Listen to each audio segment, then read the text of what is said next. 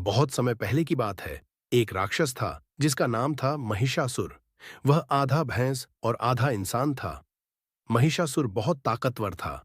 उसने कठिन तपस्या करके भगवान ब्रह्मा को खुश किया और वरदान मांगा, हे भगवान, मुझे कोई भी देवता, दानव या इंसान न मार सके। मेरी मृत्यु केवल किसी स्त्री के हाथों हो। ब्रह्मा जी ने हाँ कह दी। महिषासुर को लगा कि स्त्रियां तो नाजुक होती हैं, वे उसे कभी नहीं हरा पाएंगी। अब वह घमंडी हो गया और पूरे संसार को परेशान करने लगा। महिषासुर ने देवताओं पर हमला कर दिया।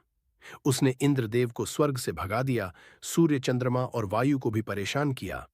अब देवताओं के पास कोई रास्ता नहीं बचा। वे सभी भगवान विष्णु, शिव और ब्रह्मा के पास गए और बोले, हे प्रभु, हमें बचाइए। महिषासुर दिन प्रतिदिन अत्याचार कर रहा है। तब तीनों महान देवताओं ने अपने अपने तेज को मिलाया। उस तेज से एक बहुत ही सुंदर और शक्तिशाली देवी प्रकट हुईं। वही थीं मां दुर्गा। भगवान शिव ने उन्हें त्रिशूल दिया। भगवान विष्णु ने चक्र दिया। इंद्र ने उन्हें वज्र और सिंह वाहन दिया। अन्य देवताओं ने भी अपने अपने हथियार दिए। अब मां दुर्गा 10 हाथों वाली देवी बनी, जिनके हर हाथ में अलग अलग शस्त्र थे।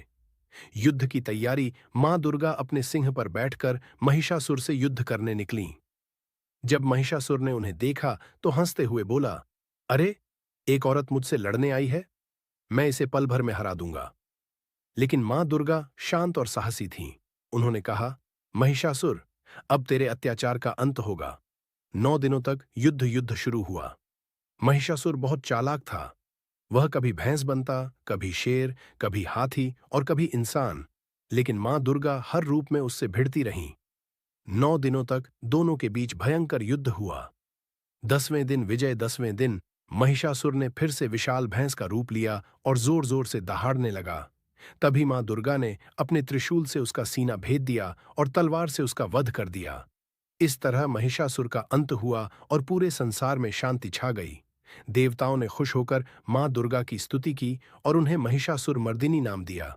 नवरात्र और दशहरा, बच्चों, यही वजह है कि हम हर साल नवरात्र मनाते हैं। 9 दिनों तक मां दुर्गा के अलग अलग रूपों की पूजा की जाती है। 10वें दिन विजयादशमी, दशहरा मनाते हैं, जो बुराई पर अच्छाई की जीत का प्रतीक है। बच्चों के लिए सीख, यह कहानी हमें सिखाती है कि 1, बुराई कितनी भी ताकतवर क्यों न हो, अच्छाई की जीत जरूर होती है। 2, कभी घमंड नहीं करना चाहिए, क्योंकि घमंड से विनाश होता है। 3, स्त्रियां भी शक्तिशाली होती हैं, उन्हें कभी कमजोर नहीं समझना चाहिए। 4, साहस और धैर्य से बड़ी